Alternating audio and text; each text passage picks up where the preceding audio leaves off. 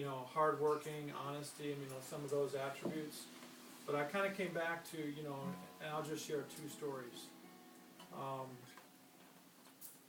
You know, Grandma, what I remember about Grandma, one of the key things was, and when I was going to Georgia Tech, and it was obviously a big time, you know, you transition, you go to college, you go away from home, and I can remember Grandma, you know, just taking the time to send these packages, like every 2 to 3 weeks. There'd be a tub of cookies, some summer sausage, some cheese, and it brought me back a little bit to my childhood.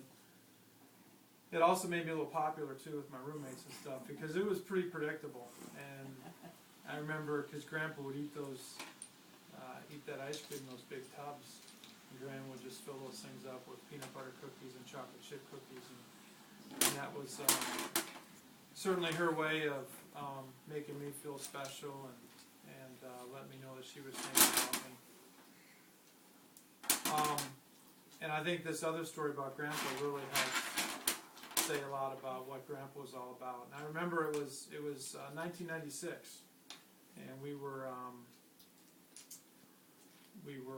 a trip. We were down in Nashville, and it was Aunt Jan, and Mom, and my wife Patricia, and Grandpa and me. And we were doing the tours around, going to see Jack Daniel, the distillery, and in Nashville. And I remember we rented a van, and I was driving, and Grandpa was riding shotgun. And Dante had just been born, and I don't remember what I was saying. You know, something about, you know, being busy and, you know, a lot of stuff going on, and maybe Grandpa thought I was, you know, wondering about what to do, whether to go to Dante's baptism, which was about a 6 or 8 hour drive. And he said, very simple. He said, well, you only have one brother. You know, it's not like me with, you know, so many brothers and sisters. And so that, you know, it made an impact. And I think it was one of those things as we reflected on Grandma and Grandpa, the importance of family and kind of being in the right spot where you need to be. So those were two kind of special memories that I had, and I think they helped really signify how important family is and was to Grandma and Grandpa. And I know I made these comments at Grandpa's service as well, is that, you know, you really, hopefully at the end of the day, the people that are left behind are a living tribute and legacy to those that raised us. And so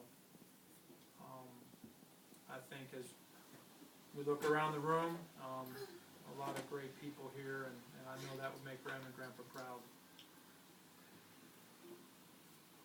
You know, earlier today we were sitting around the table at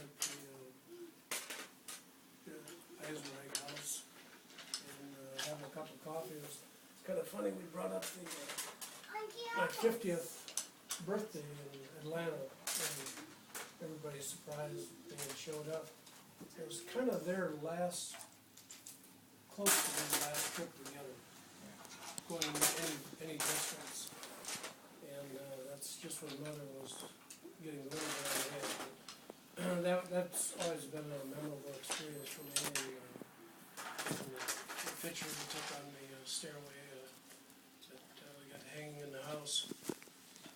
That's the other two things that I think I probably said enough at the funeral, but I still always remember running through the garage door at the house with Dave's car. That's a great story. That, and then the other story, which probably a lot of people don't know about this, is we had a black Buick Wildcat convertible. I was going back from downtown to wrestling practice, and sideswiped the car on Main Street here. Probably only a block up, probably close to the front of Nancy's place there. And I went around the corner and looked, and the whole side of the car was wiped out. I drove back to the farm and showed them what happened to the car. And mom drove back in the car and told Raj Gardner she did it. So she got me off the hook on that one. God, right. That was not many people know. I never heard that story. That little ordeal. Wow. They took care of that. Good. So those are things that kind of stick with you. Got run out of hot water, real hot water. That was a good one. Seems every time I had an incident, I couldn't drive my vehicle away. Yeah, it seemed like we're always pulling Jack out of the ditch. I do remember the night I went through Iser and the cops were in Iser for another incident, but I didn't go, there was a stop sign they put just recently there and I flew through that thing pretty fast. And the cops came after me and I hit the brakes at our place, I was gonna pull in, couldn't do it. When I hit the brakes to get at Tommy Omer's, I thought, I better stop, you know, and I just couldn't do it.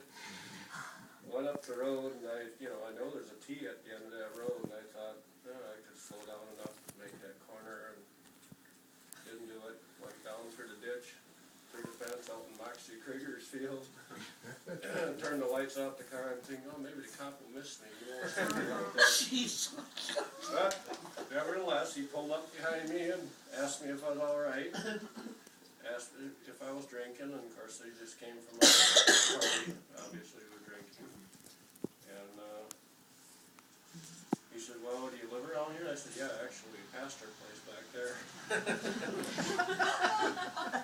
It was about 1:30, 2 o'clock in the morning. He said, "Well, give me your parents' phone number. I'll call them."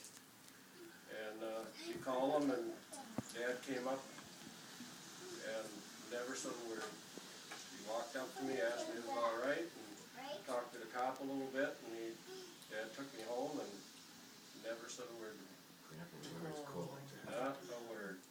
And the next morning he got up and acted like nothing happened. Didn't you have to go back and get the car? Well, the next day we did, yeah. Thing was, I How think we were trying old were you, Jack? That was that Buick Skyline. I was gonna say, How he's old trying were to you? outrun him in a Buick Skyline. That was the first car I ever drove in my life, was Carol's Buick Skylark. Yeah. Jack had me drive it through the field. I'm like, I was scared. Like, just put it in first gear and clutch it, and all right. So that's where my bad driving habits